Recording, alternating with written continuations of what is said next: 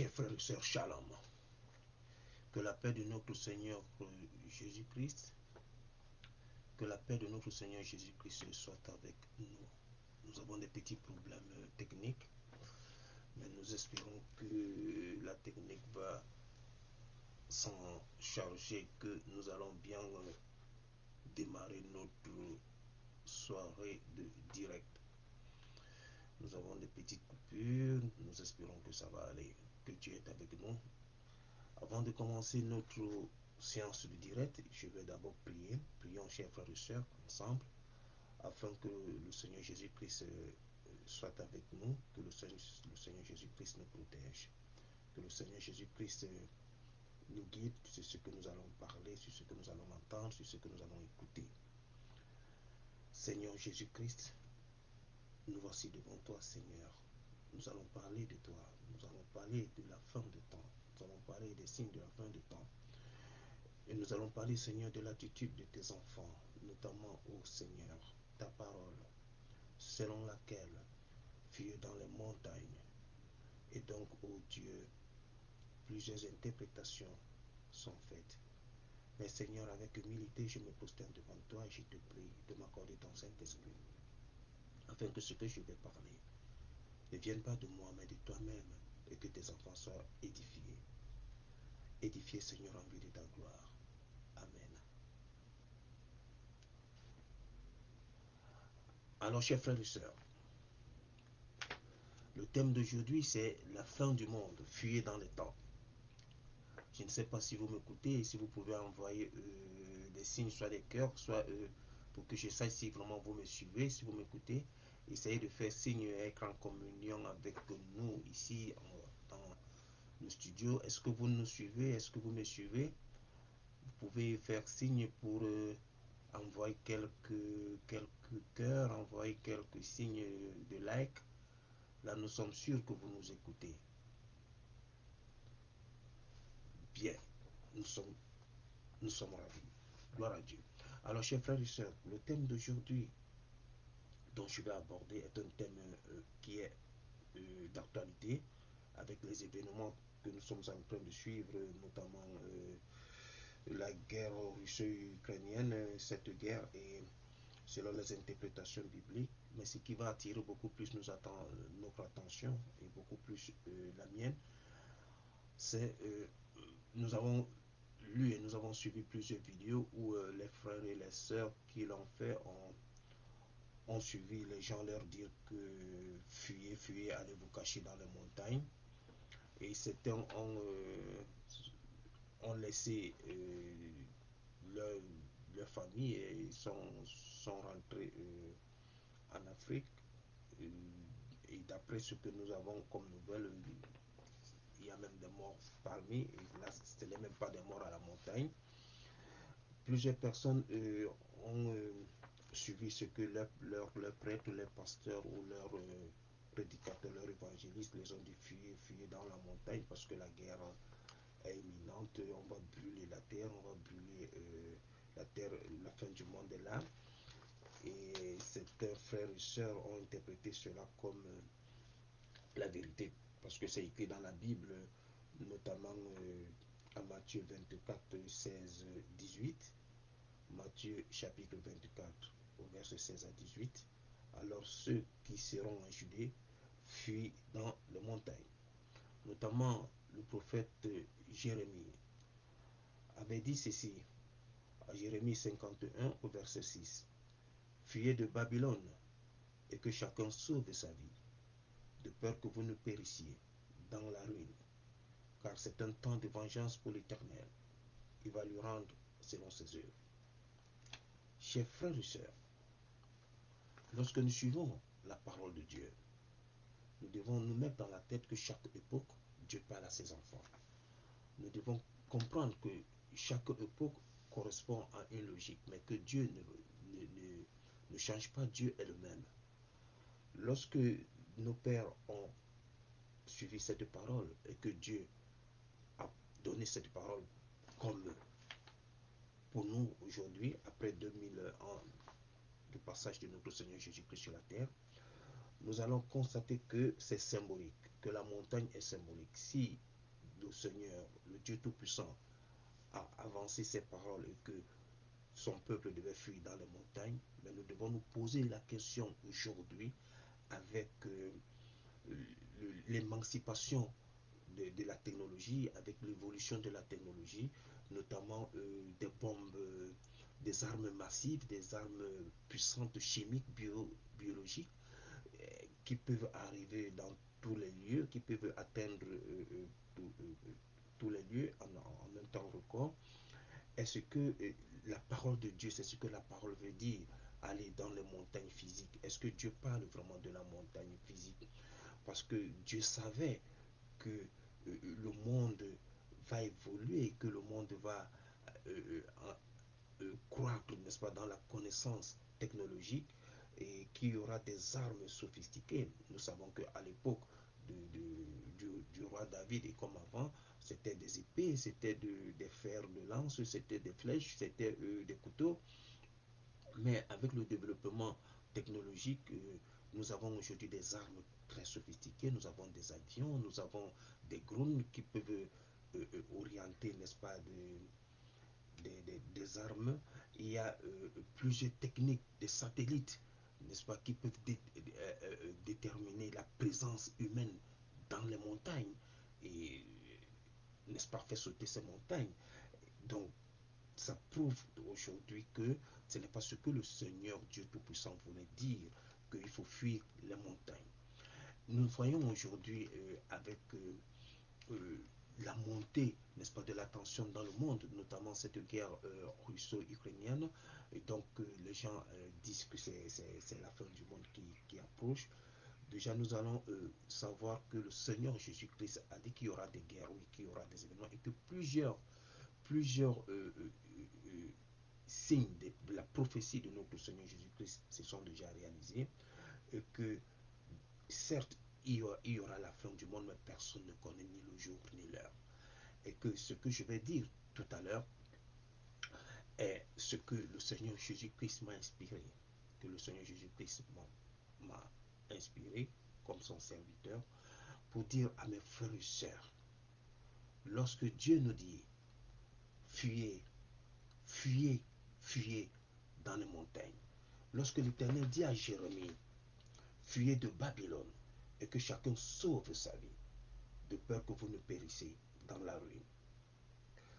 Quand nous écoutons et nous lisons dans Matthieu, dans Matthieu 24, 16 à 18, alors que ceux qui sont en Judée fuient dans les montagnes, chers frères et sœurs, ce n'est pas la montagne physique que le Seigneur, Dieu Tout-Puissant, veut nous parler. Dieu nous a donné une sainte montagne, une divine montagne. Le Seigneur Jésus-Christ dit, je ne suis pas venu pour abolir, mais pour accomplir. Et le Seigneur Jésus-Christ vient accomplir cette parole de Dieu, fuyez dans les montagnes. Le Seigneur Jésus-Christ est la montagne sainte. Le Seigneur Jésus-Christ est l'unique montagne vers laquelle et dans laquelle nous pouvons nous réfugier. Parce que le Seigneur Jésus-Christ lui-même dit que ceux qui croiront en moi, même s'ils meurent, ils vivront. Parce que nous devons savoir que le Seigneur Jésus-Christ est la résurrection, il est la vie. C'est lui qui donne la vie. Donc, ce que Dieu veut nous parler, voulait nous parler à cette époque et maintenant, c'est que l'homme devait fuir les péchés. Donc, l'homme devait aller se réfugier vers la montagne sainte afin que quoi qu'il arrive, qu'il vive. Et c'est pourquoi le Seigneur Jésus-Christ est donc cette divine montagne. Le Seigneur Jésus-Christ est la sainte montagne, l'unique montagne, n'est-ce pas, dans laquelle l'homme peut se cacher si bien qu'il peut mourir de chair, mais son âme ne mourra pas parce qu'il a la vie éternelle avec lui, Jésus-Christ. C'est de ce que le Seigneur Jésus-Christ nous dit dans sa parole. Donc, ces personnes qui ont fait des vidéos selon lesquelles fuyons les pays dans lesquels nous sommes, allons nous réfugier dans les montagnes, mais il fallait que ces personnes se posent la question. Et ceux qui sont dans ce pays, par exemple en France, dans quelle montagne ils devaient aller se cacher? Et toute la population pouvait se cacher dans les montagnes. Donc on doit un peu réfléchir, on doit un peu raisonner, on doit un peu entrer dans l'intimité de la parole de Dieu. Et dans la parole de Dieu, ceux qui croient en Jésus-Christ, le Seigneur Jésus-Christ les révèle qu'il est la montagne, la vraie montagne. C'est lui seul qui peut nous garder. C'est lui seul qui peut nous garder. Si bien que même lorsque ces bombes physiques, biologiques vont se déverser sur nous, le Seigneur Jésus-Christ, c'est lui qui donne la vie. Le Seigneur Jésus-Christ nous ressuscite. Le Seigneur Jésus-Christ est celui qui possède la résurrection. Il est la vie même. Et donc Dieu nous a donné une sainte montagne qui est le véritable refuge de l'homme. Dieu nous a donné une montagne sainte qui est au-dessus de toutes les montagnes physiques. Dieu nous a donné un rocher qui est au-dessus de tous les rochers physiques. Le chrétien doit comprendre cela. Doit comprendre que sa divine montagne est le Seigneur Jésus-Christ. C'est le véritable refuge. Parce que lorsque tout va arriver, lorsque des guerres et même une maladie va nous prendre pour mourir, mais parce que nous sommes dans la sainte montagne, parce que nous avons pour refuge la sainte montagne qui est Jésus-Christ, alors nous vivrons. Et le Seigneur Jésus-Christ lui-même le dit, je suis la résurrection, donc il est la vie. Celui qui croit en moi ne mourra point, et même s'il meurt, il vivra. Donc c'est pour dire que la fin de temps ne doit pas faire peur aux chrétiens. Les guerres, les maladies ne doivent pas faire peur aux chrétiens. Notre foi est une foi basée sur la pureté. Notre foi est basée sur la vie. Et cette vie, c'est Jésus-Christ. Notre foi n'est pas basée sur la mort. Notre foi est basée sur la vie. Et cette vie est Jésus-Christ. Si donc Jésus-Christ qui est la vie, qui est la vérité, et la vérité ne meurt pas, alors ceux qui croient en Jésus-Christ ne mourront pas. Même si on va nous atomiser par des bombes, même si on va nous couper, n'est-ce pas, la gorge, même si on va nous poignarder, même si des maladies vont nous terrasser à la fin de temps, chers frères et sœurs, Dieu nous a donné une divine montagne, son Fils bien-aimé Jésus-Christ. C'est l'unique montagne, c'est le vrai refuge. C'est par là où nous devons comprendre ce que disent les Saintes Écritures.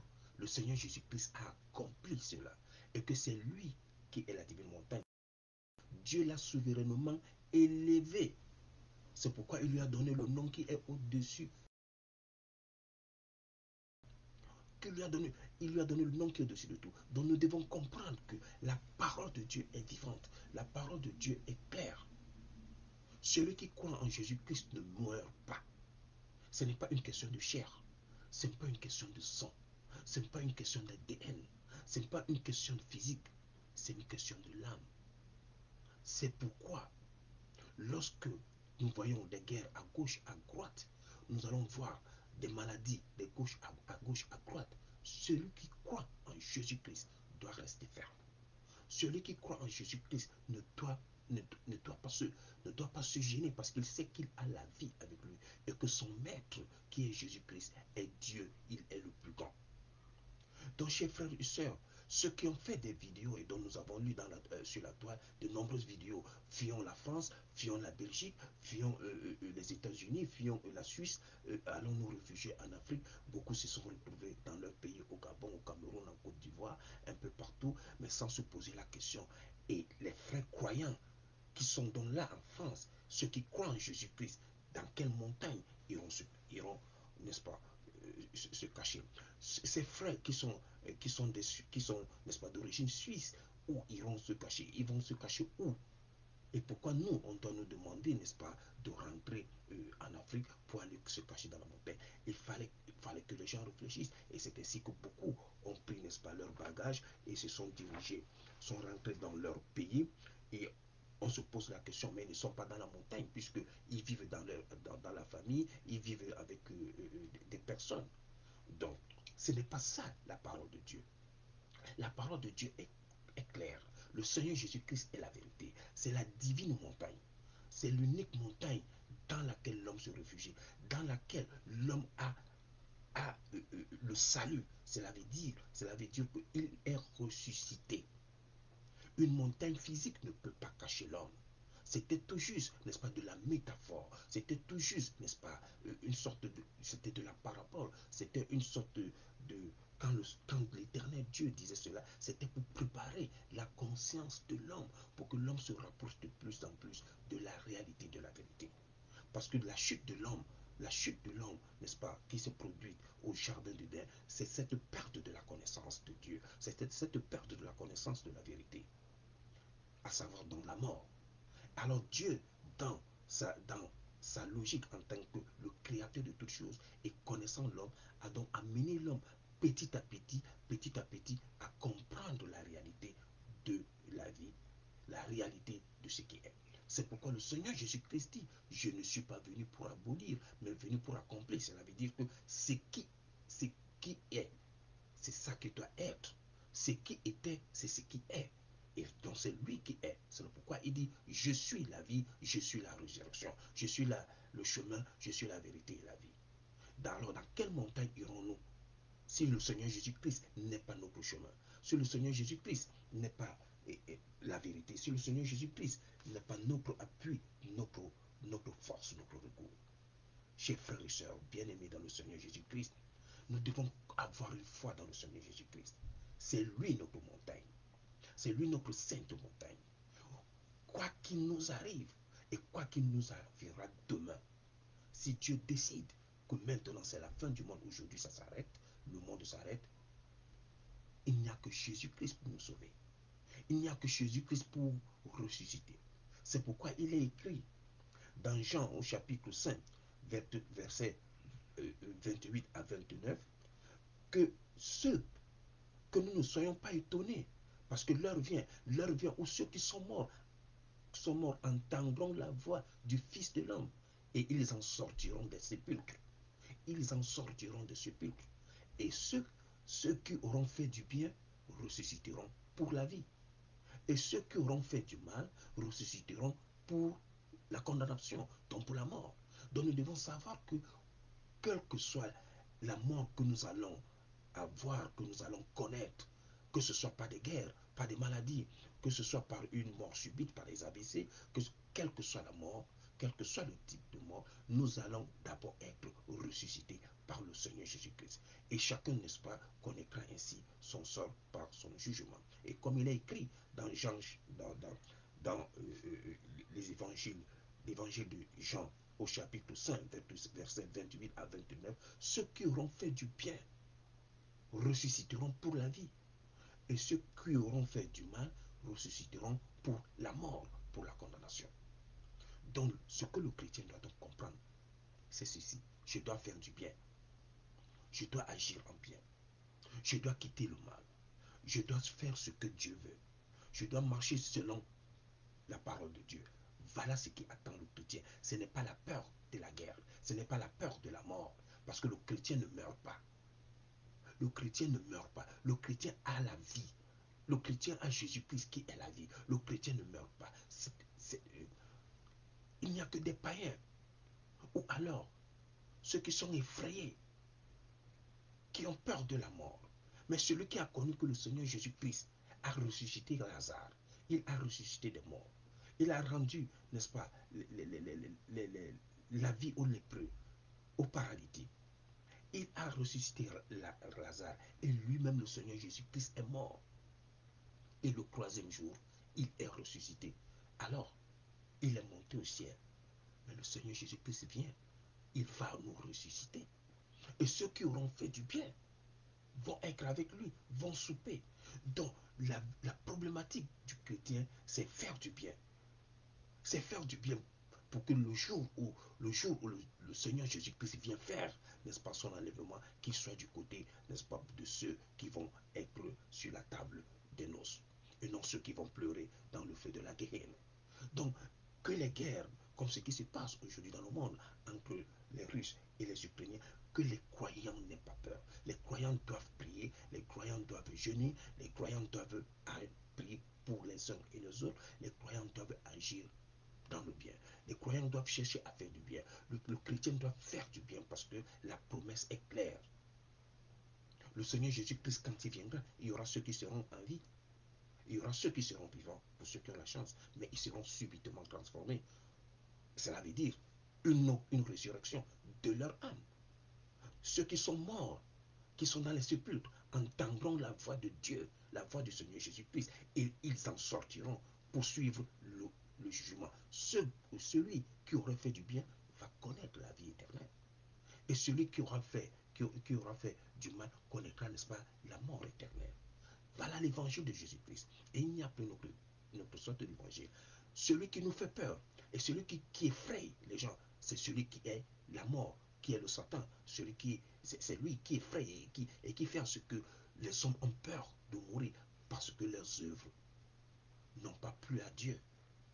Mais si tu sais que tu marches tel que fait Dieu et que Dieu t'a révélé dans un rêve que fuis dans les montagnes, ce que Dieu voulait te dire dans ton rêve, c'est que quitte le péché, quitte l'iniquité dans laquelle tu te trouves, quitte l'abomination dans laquelle tu te trouves, quitte la fornication, quitte la mauvaise vie que tu as en gros et va te réfugier dans la montagne sainte. Cela veut dire épouse de Jésus-Christ, convertis-toi, renonce à ton péché et va vers Jésus-Christ parce que c'est lui la montagne sainte. Voilà l'interprétation du rêve de ceux qui ont eu le rêve selon laquelle Fion, il y a le feu qui va brûler la terre, qui va brûler la France, qui va brûler, n'est-ce pas, l'Europe. Et comme dit Jérémie, fuyez de Babylone. Nous allons fuir pour aller où? Tous les pays ont déjà les armes sophistiquées. Où est-ce que nous allons fuir? Dans quelle montagne nous allons nous cacher? Le Kilimandjaro? Le mont Everest? Dans nos pays différents où nous avons aussi des montagnes, ce n'est pas possible. La guerre sera totale. Et avec des armes, pas plus des armes que notre père le roi David a utilisées. Pas plus les armes qu'on a utilisées au temps des pharaons, avec des chevaux. Aujourd'hui, il y a des drones. On n'a même pas, on n'est pas forcé, n'est-ce pas, d'utiliser les avions. Et je vous dis bien qu'il y en a dans il y en a des drones qui sont développés, tels que ce sont les oiseaux qui peuvent guider ou qui peuvent orienter des drones. Il y a des drones, cela veut dire que pas des avions, mais qui peuvent combattre, qui peuvent orienter des bombes. Chers frères et sœurs, la parole de Dieu est vivante. Elle est la vie. Lorsque quelqu'un a un rêve, qu'il prie Dieu, qu'il ne se précipite pas à prendre un micro, une caméra pour venir dire Dieu m'a parlé, fuyons. Et il prend ses bagages, prend ses enfants et quitte, n'est-ce pas, le lieu où il est. La personne doit méditer. La personne doit entrer dans le jeûne. La personne doit prier et jeûner et sonder les Écritures. Si ça ne va pas, appelle tes supérieurs, appelle tes évangélistes, appelle encore d'autres évangélistes, écris à d'autres évangélistes. Il y en a plein aujourd'hui dans la toile. Écrivez et partagez vos rêves. Et Dieu va parler. C'est ainsi que Dieu a parlé à le roi David. Dieu parlait, n'est-ce pas, à plusieurs prophètes. Et David partait voir plusieurs prophètes et faisait la synthèse de tout ce que les prophètes lui disaient. Donc lorsque nous rêvons une nuit que le Seigneur nous a demandé d'aller de fuir, on va brûler, par exemple, la France, je dis bien par exemple la France, alors quittons la France parce qu'il y aura le feu, mais il y aura la fin du monde, ce n'est pas seulement en France. Allons-y, réfléchissons. Quand Dieu ne viendra pas seulement brûler la France, Dieu vient, la fin du monde que le Seigneur Jésus-Christ parle du monde, parle de la nature que nous avons choisie, le bien et le mal. Cela veut dire que cette existence du bien et du mal va finir. Il ne va pas prendre la France et laisser la Suisse et laisser les Pays-Bas et laisser l'Amérique. La fin de temps, la fin du monde, c'est tout le monde. Et Jésus-Christ est le symbolisme parfait de Noé, le juste. C'est pourquoi Jésus-Christ est le juste. Comme Noé avait, n'est-ce pas, fait l'arche qui était le seul juste devant Dieu. Et Dieu dit, celui-ci est mon fils, le bien-aimé, celui en qui j'ai mis toute ma joie, j'ai mis toute ma confiance. De même qu'il a fait, qu'il a dit aussi à Noé. Donc Jésus-Christ est notre juste. Jésus-Christ est le Noé de notre temps. Jésus-Christ est le sauveur de l'homme. Comme Noé Dieu lui avait dit de prendre, n'est-ce pas, toutes les espèces, n'est-ce pas, et de mettre dans l'arche de Noé et sauver cela. Et tout le reste était dans la Bible. C'est ce qui se passe et c'est ce qui se passera. Et nous ne pouvons qu'être dans le Seigneur Jésus-Christ pour être épargnés. Et là, ce n'est pas une affaire du corps physique, mais c'est une affaire de notre âme. Cela veut dire le retour de ce qui est à l'image de Dieu. Ce n'est pas notre chair. C'est le retour de l'image de Dieu qui est en nous, qui doit reprendre vie pour l'éternité ou pour la mort éternelle. C'est comme ça que nous devons comprendre la parole de Dieu. Donc la montagne sainte n'est pas une montagne, ce n'est pas le Kilimandjaro, ce n'est pas le mont Ephraim, ce n'est pas le mont Cameroun au Cameroun, ce n'est pas le mont, je ne sais quel mont en Israël, ou au Tibétain, ou en Chine, ou au Japon, ou aux États-Unis. Il y a des montagnes au Texas. Ce n'est pas de cela que Dieu parle. Dieu a donné une montagne, l'unique montagne, Jésus-Christ. Et c'est vers cette montagne que nous devons courir maintenant. C'est vers cette montagne que nous devons aller. Cela veut dire faire du bien. Fuyez, cela veut dire quitter le mal et aller vers cette montagne. Parce que c'est cette montagne qui va nous sauver. C'est la seule montagne qui va nous garder. Lorsque même les bombes vont tomber sur nous, et que nous allons pourrir, nous allons mourir, le seul qui va nous sauver, c'est Jésus-Christ. S'il a ressuscité Lazare, il nous ressuscitera parce qu'il est la résurrection. C'est Jésus-Christ la sainte montagne. C'est Jésus-Christ la divine montagne. Et pour continuer dans cette logique dont je suis en train de vous étayer maintenant, que lorsqu'on dit fuir vers les montagnes, ce n'est pas aller fuir, n'est-ce pas, vers la montagne la plus haute de ta région, de ton village, de ta contrée, de ton pays. Ce n'est pas de cela que la Bible dit. Lorsque Dieu a dit cela, c'était juste une préfiguration, c'était juste une sorte de parabole, c'était juste une sorte de métaphore, parce qu'il savait que son fils arrive, le Seigneur des Seigneurs arrive. Comme je l'ai dit dans l'une des vidéos que j'ai sorti dans cette semaine, parlant, n'est-ce pas, de Ésaïe 49 au verset 6 à 8, Jésus-Christ est mort pour toute l'humanité. Jésus-Christ est mort pour toute l'humanité. Donc la fin de temps vient pour toute l'humanité. Ça ne viendra pas pour une race, ça ne viendra pas pour une tribu, ça ne viendra pas pour les pauvres uniquement, ça ne viendra pas uniquement pour des riches. Ça viendra pour toutes les espèces qui ont vécu le bien et le mal. Cela veut dire que nous, et celui qui aurait choisi Jésus-Christ comme le guide de sa vie, comme le maître de sa vie, comme son Dieu, est sauvé. Il est déjà sauvé dès maintenant. C'est pourquoi celui qui croit en Jésus-Christ n'a pas peur de la mort. Quand on lui parle de la mort, il sourit. Il sait qu'il ne meurt pas. Parce qu'il est avec celui qui donne la vie. Il est avec celui qui donne la vie. Même s'il meurt, celui qui donne la vie le ressuscitera. Le Seigneur Jésus-Christ nous a donné cette certitude. Il a prouvé. Voilà pourquoi dans l'une des publications, dans la semaine, j'ai dit, la foi chrétienne n'est pas une foi basée sur des fables. La foi chrétienne n'est pas une foi basée sur les dogmes.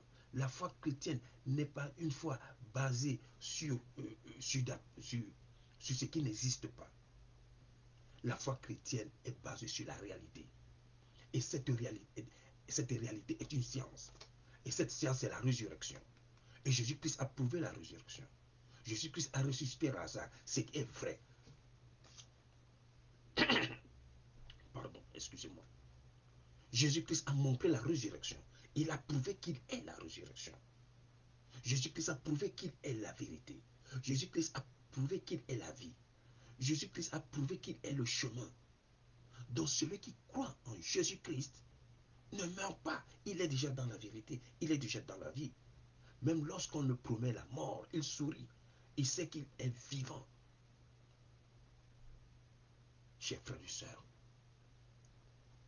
sans vous mentir, lorsque j'ai vu ces vidéos des frères et sœurs qui disaient qu'ils ont suivi, n'est-ce pas, qu'ils ont eu des rêves, qu'il fallait quitter là où ils étaient et aller se réfugier dans des montagnes et ont pris des avions pour rentrer dans leur pays, je me suis posé la question, quel est le pasteur qui leur a dit cela? Quel est l'évangéliste qui le leur a dit? Quel est le prêtre qui a dit cela à ses enfants? Ce n'est pas l'évangile de Jésus-Christ. L'évangile de Jésus-Christ, Jésus-Christ est Dieu. C'est lui la sainte montagne. C'est lui le refuge. Même notre père, le roi David, a reconnu Jésus-Christ comme le Seigneur. J'ai vu mon Seigneur s'asseoir à la droite de mon Seigneur. Il parlait de Jésus-Christ. Et je vais revenir tout à l'heure de ce que je suis en train de dire, ce que le roi David a répondu aux chantres. Lorsque les chantres chantaient le louange, lorsque les chantres, les prophètes lui parlaient, non, il faut fuir, aller se cacher dans les montagnes. J'arrive, chers frères et sœurs. Qu'est-ce que le roi David dit? Comment le roi David a répondu? Comment le roi David a répondu face à ces peureux, face à ces personnes qui n'ont pas la foi en Dieu? Qu'est-ce que le roi David a utilisé pour prouver à ces prophètes, à ces chantres, que non, ce n'est pas de la montagne physique, toutes ces montagnes qui entourent Jérusalem, toutes ces montagnes qui entourent Sion, ce n'est pas de ça qu'il parle. Et le roi révèle cela. Le roi David révèle cela dans le psaume 11, au verset 1. Retenez très bien. Psaume 11, au verset 1. Il dit, c'est en l'Éternel que je cherche un refuge. Comment pouvez-vous me dire, fuis, fuis, fuis dans vos montagnes comme un oiseau? Alors, vous verrez donc, chers frères et sœurs, que la parole de Dieu est unique. Le roi David le dit publiquement. Comment pouvez-vous me demander de fuir, d'aller dans des montagnes comme un oiseau? Mon refuge est l'Éternel.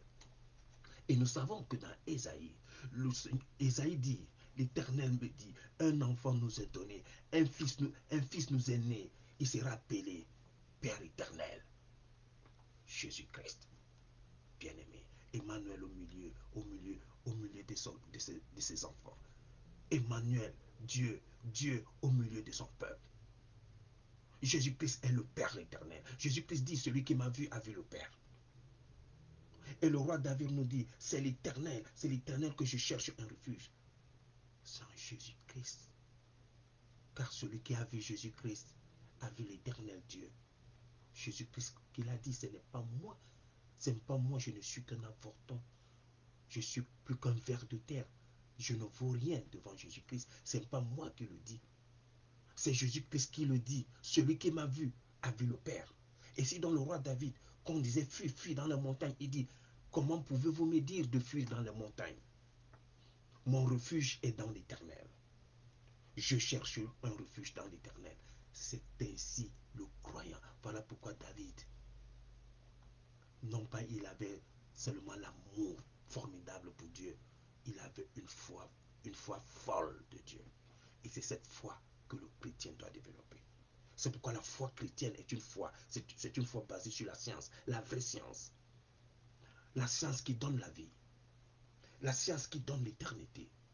Notre foi est une foi éternelle, est une foi qui donne l'éternité.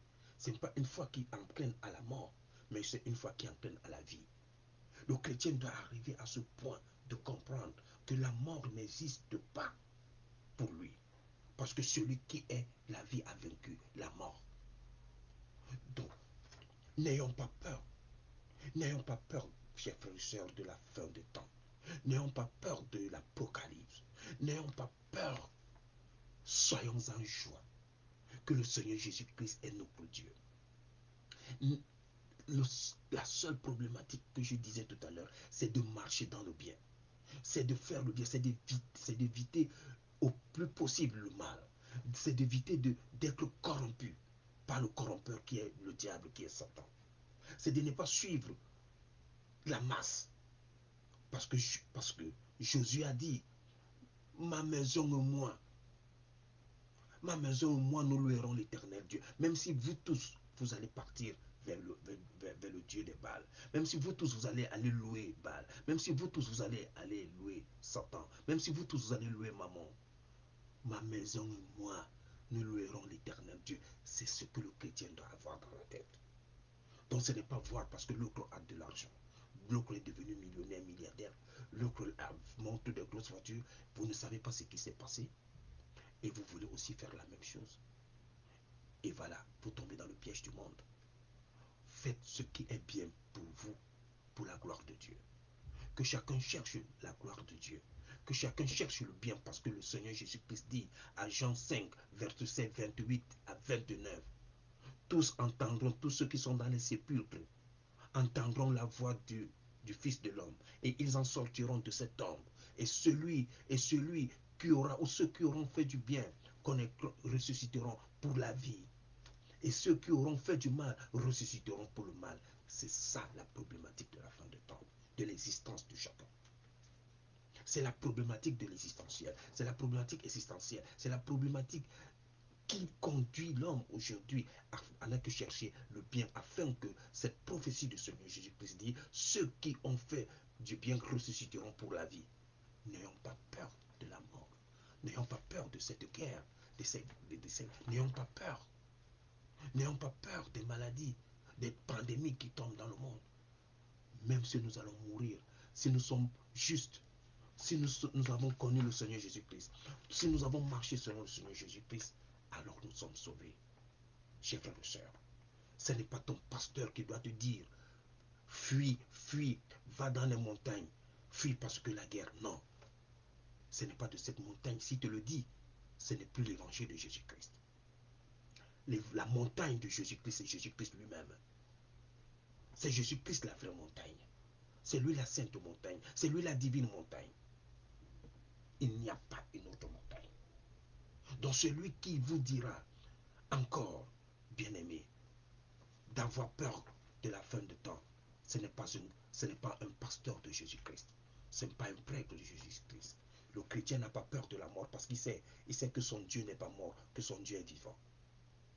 Il fait toujours ce que son Dieu lui demande de faire. Le bien, agir en bien.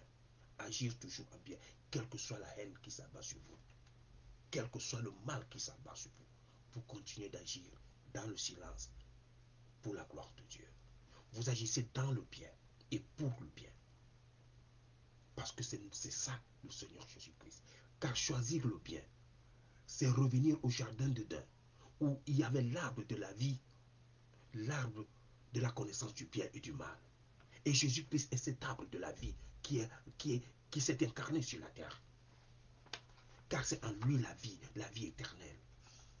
Ce n'est pas aller se cacher sur la montagne la plus haute de ton pays, de ta contrée, de ton village, de ta province. Les bombes vont te ramasser. Parce que le développement des armes a atteint un niveau très élevé. Il y en a ceux qui ont développé des armes tellement chimiques qu'il faut juste quelques secondes pour que l'existence disparaisse. Sachez-le. Il y en a aujourd'hui, bien aimés, des armes de destruction massive entre les mains des satanistes.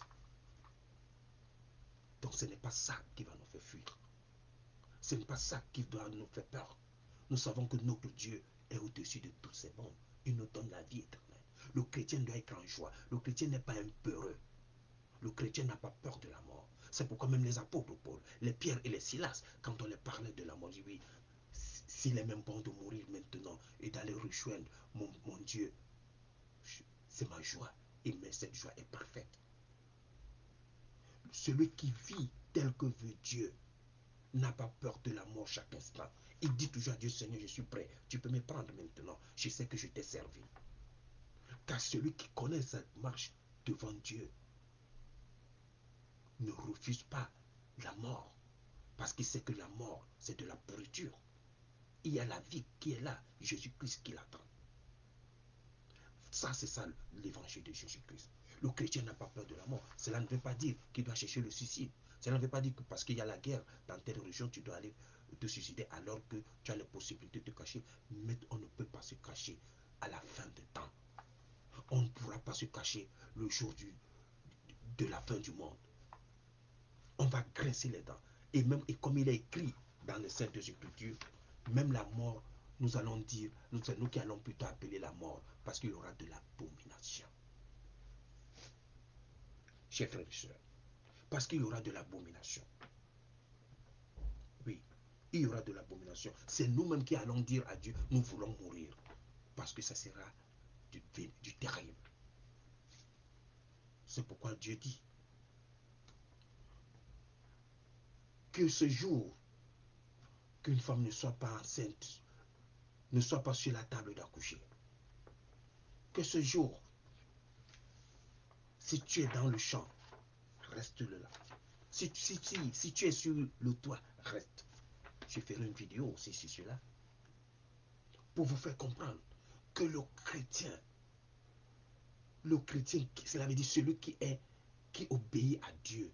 Ce n'est pas le chrétien qui va à l'église pour verser la dîme et devenir l'ami du pasteur. Mais le chrétien, celui qui marche selon Jésus-Christ et non selon son pasteur ou selon son évangéliste ou selon son prêtre. Mais celui qui marche selon Dieu, selon Jésus-Christ, selon la parole de Dieu, il n'a pas peur de la mort.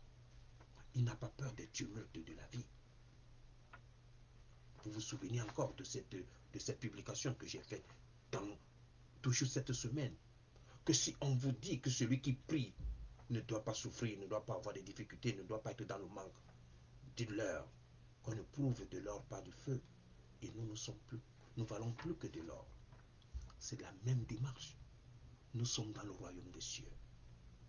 Nous sommes déjà dans le royaume des cieux. Celui qui aime Jésus-Christ est déjà dans le royaume des cieux, parce que Jésus-Christ est le royaume des cieux. Et lorsque donc on est dans le royaume des cieux, on n'a pas peur de la terre. Si la terre va nous vomir, tant mieux. On est chez nous, on est dans Jésus-Christ. C'est pourquoi, chers frères et sœurs, je vous exhorte de connaître qu'aujourd'hui, le monde va mal. Oui, nous vivons la fin des temps. Nous vivons la fin des temps. Nous vivons la fin des temps. Faisons du bien. Arrangeons notre vie.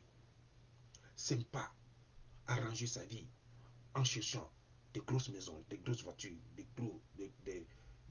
grosses choses, que chacun arrange sa vie en raison du salut. Cherchons notre pain quotidien. Cherchons ce qu'il nous faut. Mais n'oublions pas le salut. Et pour avoir ce salut, c'est en Jésus-Christ. Et pour avoir Jésus-Christ, il faut faire ses commandements. Car il dit, celui qui garde mes commandements, c'est celui-là qui m'aime. Jésus-Christ n'a pas dit que celui qui va être dans l'iniquité, dans la fornication, dans l'adultère, et qui vient me dire Jésus, c'est lui qui m'aime. C'est faux. Matthieu 7, 21. Ils me diront ce jour, Seigneur, Seigneur, n'avons-nous pas fait ceci en ton nom? N'avons-nous pas fait des miracles en ton nom? N'avons-nous pas ressuscité des morts en ton nom? Le Seigneur Jésus-Christ dit, et je répondrai, hors de moi, je ne t'ai jamais connu. Parce que les œuvres sont claires. Bien-aimé, c'est la vie en faisant du bien, en agissant selon la volonté de Dieu, qui nous amène vers Jésus-Christ, vers la sainte montagne. C'est faire le bien maintenant. C'est agir tel que Dieu veut, qui est notre fuite vers la sainte montagne. Écoutez cette parole de Dieu. Parce que nous allons tous mourir. Dieu peut décider que je meurs maintenant. C'est maintenant ma fin du monde. Dieu peut décider que après ou pendant même ce direct, que ma vie s'arrête. Alors, si je ne m'étais pas préparé, je vais dire au Seigneur, je vais aller dire adieu à mes enfants, je vais aller dire, je vais aller porter mes habits du sacerdoce. Non, Dieu va dire non.